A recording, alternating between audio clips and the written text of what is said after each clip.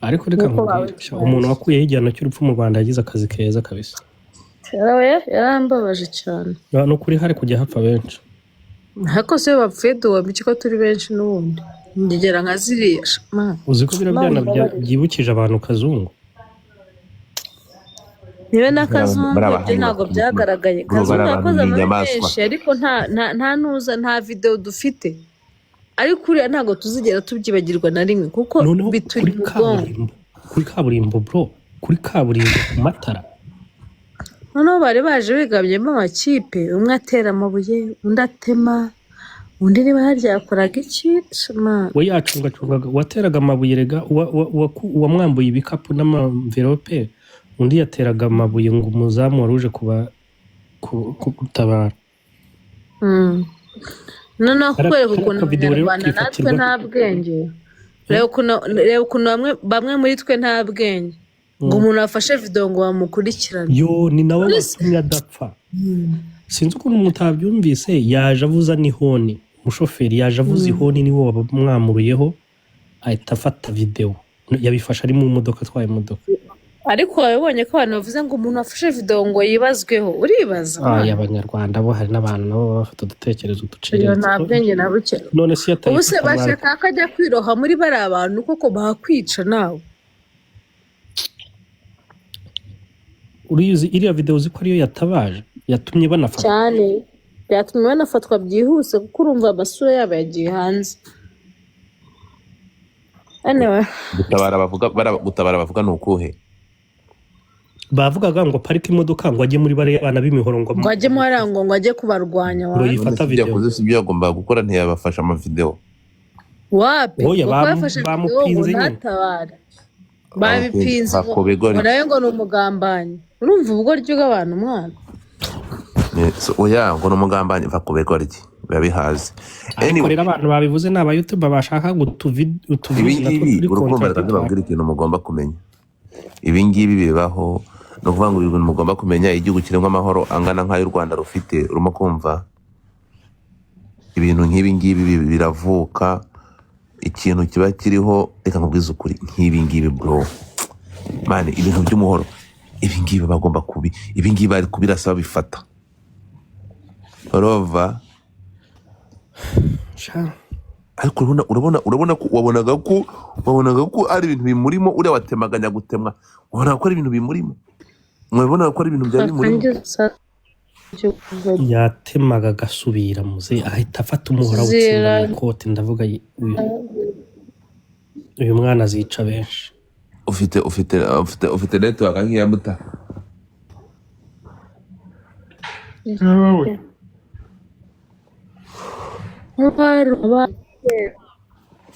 ubundi muri Kigali ubundi bazakora umukwabo Kigali kiguma ariko sana bose kwari kimwe imihiri Kigali habemo abantu bafite akazi bafite ibyo bakora. Ntibibaho ku isi nta gihugu cyakura abashomeri mu mujyi ngo kibishobore.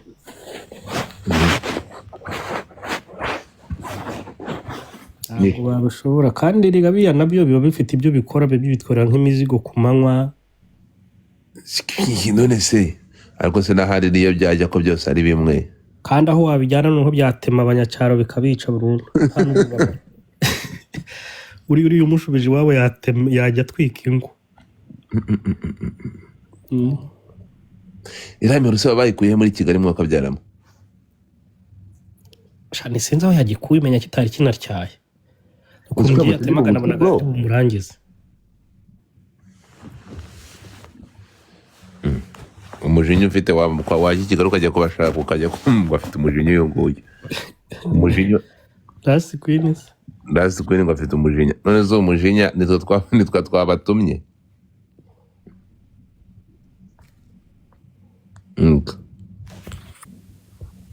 Godfather.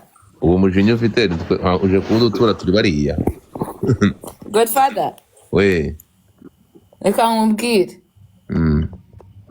Nuko baremwe niyo mashereka bonse period. Anishyirirwa bakurenzaho. Like who does that? Ninde muntu Godfather, I know you protect a woman.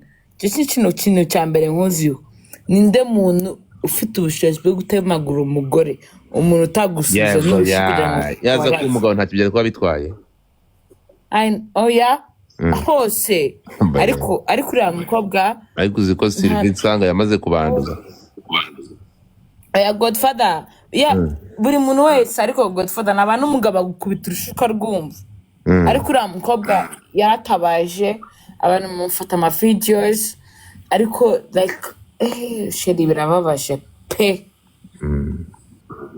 biriya bintu birababaje nyuma yo kubafata ntumvishe wishimye bafashe turashize barakagira imana umuntu wese wabafashe arakagira imana arakagira u Rwanda bamugwaye ngura muntu mwane bamuhana gute urasikwiye Godfather nimikubwira barajya composting bavuga ubugome ngo tubakorere oya we muhani vugisha ukuri kw'Imana ndamukugabije Godfather azimufashe namukorera mvarira nyikubwira agiye kumukaza tumoroso namufata nkamushyira mu cyumba kimwe uretse nanjye n'umwana nabyo cyangwa best friend wanjye ntabwo yamenya aho namushize Godfather nabanza nkamukuramo urwara rwa mbere nkataha umunsi wa kabiri nkamukuramo inzara ebyiri umunsi wa gatatu nkamukuramo amenyo yose umunsi wa kane bro nkamukuramo urugingo rwo kumugira umugabo umunsi wa gatanu yaba yapfuye uretse gato wamukona ndakubujije namukorera ibintu n'umwuzukuru zawe yazamubwira ko nakoze none wowe wagenda ukamukona propari nawe Godfather ndabizi ko ukunda igitsina gore ndabizi ko udashaka ikintu kibi kibageraho ndabizi icyo ngicyo cyane that's your rule number 1 don't touch a woman ntukamubreaking her heart and all that ariko umuntu wese utinyuka agafata umuntu w'umugore agatema ariko guys mwaratemye ntabwo muraruha ese muzatema mugeze ryari muzatemera inka mutemera abantu ntabwo muraruha basi mwagiye mufesinga ariko ko twabyaye bamama ko babyaye n'abandi ko babyaye mwagiye mufesinga abagabo bagenzi banyu ubundi bakabereka icyo bizi umuhoro muzawufata kugeza ryari noneho kugira ngo bangize isura yacu bafata imihoro akariyo batemesha abo gatsindwa ariko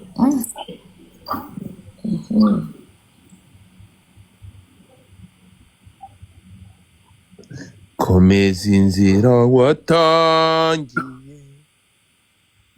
ndirasi kuni yara Godfather nabagana uzi wabishe ntiwababwiye ngo tubabarirane warase bababarirana tugwe tuzababara ko ntabwo bazatubabarira niko ye nese bibwira ko kuba barafashe umuhoro bagadutema abatari babitekerejeho queen nguraje ndakuzi urashaka kubaga nta kinya oya ariko mbabwiriremo barahari kandi wowe barahari baragukurikirana barankurikira saa musenze barabajura hano bajura ko barafunze abatemye abantu bafunzwe rekeraho reka hari n'abandi bakigenda sheri Godfather ntabwo uzi ibikomere by'abanyarwanda hari abanyarwandakazi actually one is here ariko ntabwo yaguha ubuhamya bwe ndabizi uravuze hari umuntu umwe w'umunyarwandakazi uri hano ariko ntabwo yaguha ubuhamya bwe kuko adashaka kujya hanze ariko yarambwiye ngo umuntu during the genocide against Tutsi in 1994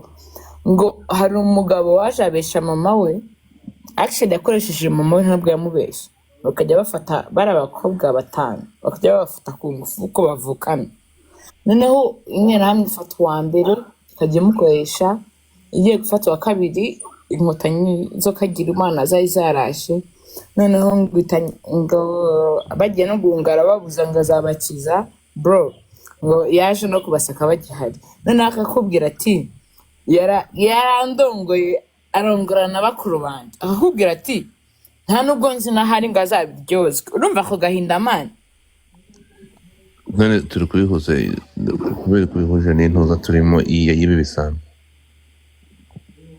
Oya njye nashaka kubwira ko umbwiye ngo taswi n'iki Godfather hano hari abantu bafite ibikomere takwigera womora mu buzima. Sunday bite Uncle Sunday Savana Squeen umeze neza? ndahosha nuko abahungu b'abajura baba badutesheje umutwe. Bamwita Kadafi wa Kadafi ngo bimeze biti. Ese Godfather reka mbabaza we na Sunday we na Uncle Sunday ni gute umuntu atema undi mukaza mutubwira ngo ni ubujura bwo gutemana n'ubuzi? Mutamba munsobanurire n'abandi bumvireho. yarakaye Queen yarakaye natwe niko twumvise ariko byatubabaje Queen. niko muta ubuzima bw'itemano ntago ukuraro Bajije Godfather na Sunday mukajya mudupfunyikira mujye mutubwira uko biri. Kuriya ntago kwari ukwibaye kwari ugutemana. ni gute umuntu yeba agatema mu mutwe. Thank you. iyo batwara ibyo yari afite ntibajye kumutema yari kubarwanya. What the heck? Asqueen ngo usubize. Queen nyamara ibyo yavuze nibi. Mu Rwanda haba amategeko niyo mpamvu twambonye atema umuntu kuri video ariko polisi imwe iberekana yavuze ngo abakekwaho. Amaterime bagutse kwagoma gufatwa. Ntabwo amaterime cyane. Niba nkumvishe neza subiramo ikibazo cyawe. Barabakekwaho. No. Polisi uri ubona wambaye akantu k'ubururu n'umwari ufite umuhoro babisobanuye. Uzi njyewe like for example ngeze kuri biriya bintu biri kuba wallahi naguhamanya na kiriya gipangu ndi umwana w'umusingakazi ubundi bakazabimbaza. Mwese nakatse imodoka nkabagonga ubundi bakazashyiraho icyaha nta kibazo. Ikibazo wowe uri kwibaza ni gute abajura kwiba no gutamagura bihuriye. Sunday uri kuma point ye bari abatipe n'abagome. Ese ubundi reka mbabaze sorry my Uncle Sunday ngenda babaza bari kuri no pano babikora kandi ndabizi ko bahari. Godfather ukurikirana n'abana bazima n'ibisambo byose baragukurikirana which is okay ariko niba uri gisambuka bibikora uri hano ndagira ngo nkubaze iyo mwisha abantu akantu ko gushinja audience yanjye ko nabari ibisambo nk'abarenda kubujije madame. Oya ariko avuga kuri bashobora ko ari ibisambo bigukurikira. Godfather ntabwo uzabana gukurikirana rega sheri kandi wese barakuzi uri cyamamare. Ariko ndabaza iyo mutemye umuntu cyangwa se mukamwiba cyangwa se mukamuturusha cyangwa se mugakora ibiki ni iki mwongerwaho nk'amwe ku kwezi murishurwa ntabwo mbyumva. Queen arica umuntu uyu munsi umva ko nigenje. Godfather uriya mukobwa bamubabaje kandi icyiza cy'abakurikira Godfather ntabwo baba bafite imihoro byibuze. I know that's what I'm saying. Godfather is very innocent. Hano barayigira hano bagira imihoro y'ururimi bro. Oya ururimi ntawe rukomeretse. N'abandi bose barakuzi sheri nta muntu numva atakuzi n'umukozi wo mu rugo abakuzi agukurikirana yumva ibyo uvuga. Rero ufite audience urusha uko ubitekereza. Kuri hano nabo bajya haza abantu bafite imipanga properly bakaza bakakumva bakanakomentinga bagaseka ubundi bakahita bajya gukora ibyo bakora bakagaruka mwumva ibyo bavuze. Bazaze banteme mu izina rya Yesu ntibakagutema. Nabatema mbere. Reka nze nkubwira ikintu kimwe. Reka nkubwire ntabwo ari Kigali gusa uziko ejo bundi muri riba ari mu kahe karere abantu basigaye bajya mu kabari bafite imihoro really mu kabari gutya akabitwaza ngo ni intwaro ngo imurinda. Mu Rwanda bro ariko mu Rwanda iyo ni inkuru yatambutse kuri TV1 ntabwo ari ibihuha. Mujye mutanga amakuru oya iyo ni inkuru yatambutse none si twamubaze Juliet imihoro bagendana niranywa ntabwo inywa mujye mutanga amakuru nyine ibyo byaba ni inkuru yatambutse kuri TV1 ntabwo ari igihuha ni ibintu byabaye abantu basigaye bajya mu kabari bitwaje imihoro bagatemana bamara gusinda bagatemana bibaza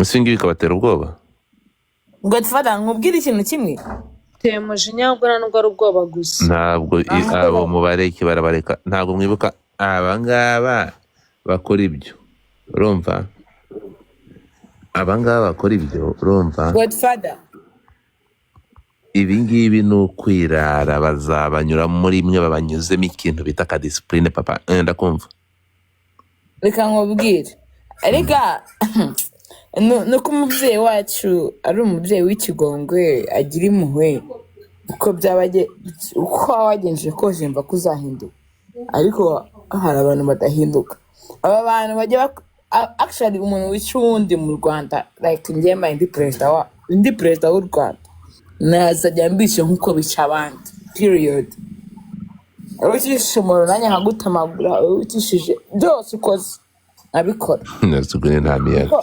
Godfather barakabya man asikini we nta miyaga man rega nitukomeza kubaha umurindi ngo ni abantu ngo abafaransa barababeshya aba batipe iyo bafashe iyo polisi bafashe ireba n'amastori yabo ama background yabo iyo bafashe exactly bareba ama background kuko umuntu utema umuntu muri no myaka ugendana umuhoro uriya ntushobora gusanga na sekuru yarawugendanaga na se n'iki byose yaranawukoresheje noneho sande bagafata umuntu watemye umuhoro bakamufungana n'umuntu ngo anywe ibiyobyabwenge ubwo se abagiye gufata ibitekerezo by'uwawe ibiyobyabwenge bose bangiza sosiyete nta n'ikosa yakoze ikosa ryose bakarivanga na rimwe man mujye mubakora ibyo bakoze abandi buriya uravuze ngo bariya bafungana na babu properly wenyine barafungana na Waze baba bari kumwe na Real Waze mu byumba bimwe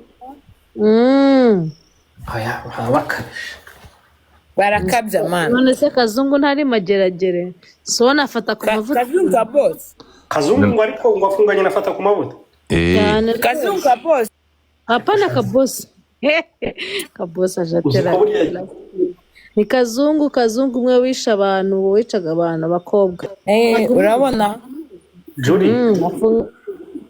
Juri burya gereza ari nk'ijuru ngo n'umushumba ngo azajya abana n'umukristo wakoze ibyaha akagera hakihana agiye reka sande nawe sande ntugafatanye ibintu none ntiwabonye ko bajyanye mu modoka imwe muheto nafata ku mavuta ariko wavuga uko kurashaka kumbwira ngo abantu bakoze jenoside bazagaruka ako guys mwaratemye nago muraruha muzatema kugeza ryari muzatema n'inka muzatema amajosi muzatema ibiki ubundi niki musigaje basi ngo mutuze kuko umututsi ntago azashira mu Rwanda turahari kandi turi benshi twaranabyaye guys twaribarutse man utangiye kuvanga ndakubujije Godfather wimanura reka mvuga ibyo ntabwo ndi kumanenda gutumura none se ari abatemye ubwoko cyangwa abatemye umuntu Godfather wabimenya gute uretse gato ndakubaza ikiganiro utangiye kugishyira mu yindi context itariyo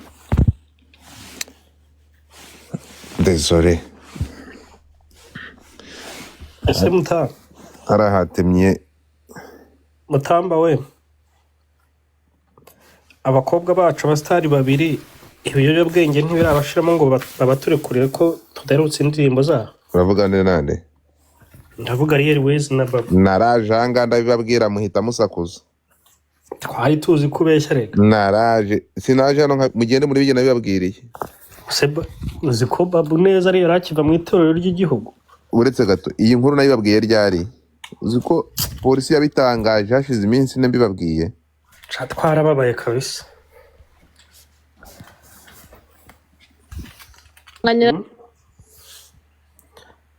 network y'umukobwa wacu nayo Rinye. Sande iyi nkuru nayibabwiye ryari? Wayivuze mbere ariko nawe riga ibyawe bivugira mu migani sinzi abantu bafitiye ubwoba wajya utubwira bari bo. Oya no ngiye narabibasobanuriye mbabwira ko nafungiwe godiyari. Kodiyari. Kodiyari se hari sitasiyo ya polisi? Ya godiyari sitasiyo ya polisi niho warafungiwe. Buragiye mfite n'amavideo arega. Mfite n'amavideo yo mu kabari n'ibyabaye byose ndabifite. Emma. None se uyu mwana ajya mu kabari? Ngewe mfite n'amavideo, mfite n'amavideo y'intambara yabereye mu kabari barwana nuko byagenze uko bananiwe kwishyura uko uyu nguyu iki ngiki ngo bari babu cyaje kizana gifite ibimogi urumva reho ni birebire bampaye ibintu byinshi cyane. Sande reka nze nkubwire ngiye nkweretse ibintu mafite bro. Abana bariyangiza Godfather, abana bariyangiza abahanzi bo mu Rwanda. Ariko guza inkuru mafite aho urazivungagura wagira ngo hari umuntu uba wihishe. Oya hari ntabwo inkuru zose ziba inkuru. Kankwerekeye Sande, kankwereka urugero urumva kanguha urugero.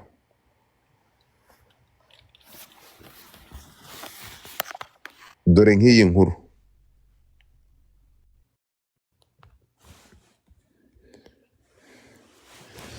Muta ufite hajura cyafite YouTube channel? Cyane hobe Hari inkuru bafite ariko ntabwo inkuru zose, ntabwo inkuru yose iba inkuru. No bara abatipe bafungwa narabivuze. Wabibonye? Sande kankwerekeye kanguha indi video. Reka nkwereke indi video. none impamvu ujya utari kwimasa nuko ufite YouTube channel? Uretse gato. Nihera nirebere shakosha wese yambabaje pe bandi si ntabwo ndi kuyibona nizere ko utari kuyohereza undi muntu. Ni wowe. Reka gushika Kaneza. WhatsApp yawe ntabwo iriho.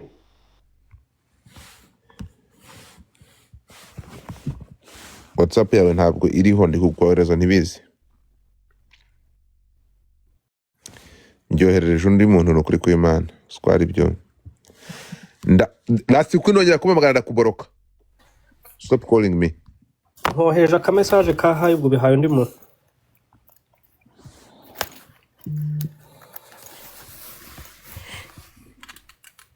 The last kwinongera kumamagara ndakuboroka. Stop calling me.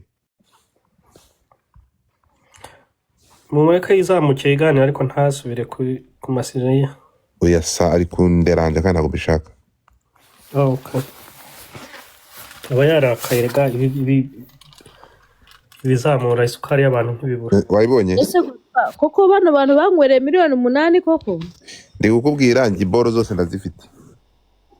8 waruzuye ijoro rimwe.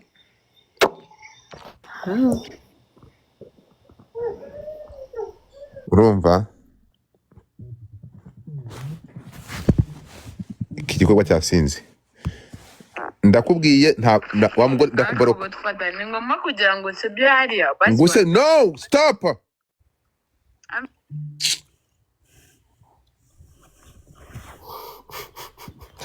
Naswi ni yanezerewe ni muri weekend. Yeah, like for real. Mu Rwanda 8 million. Wabonye video Sande? Nayibonye. Ngute mindure mfite video nyinshi so rero.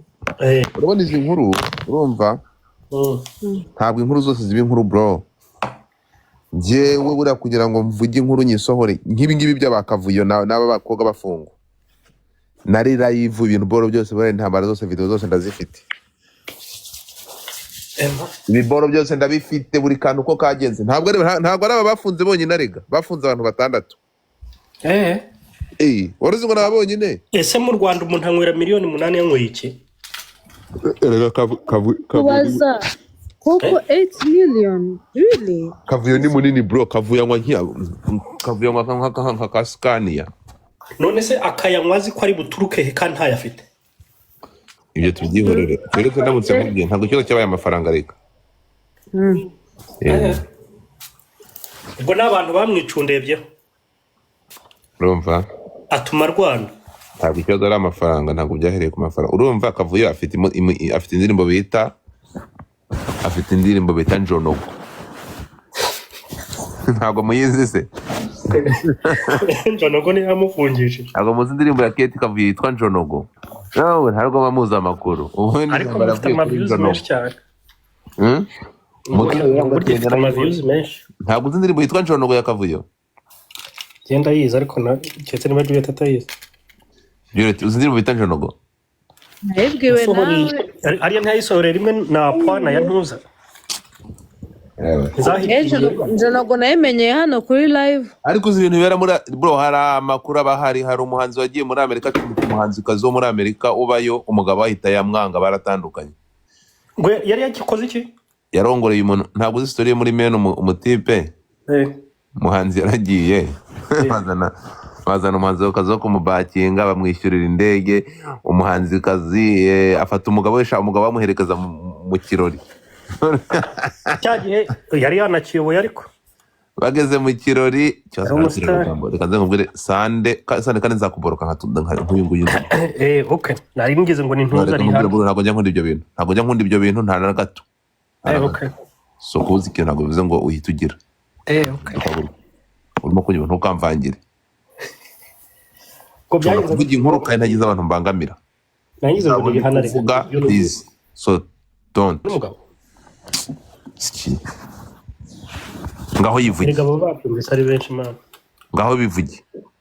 Uyishizemo amazina y'ahantu n'igihe yari agiye gukora. Nyine bivuge ngaho yibwira abantu.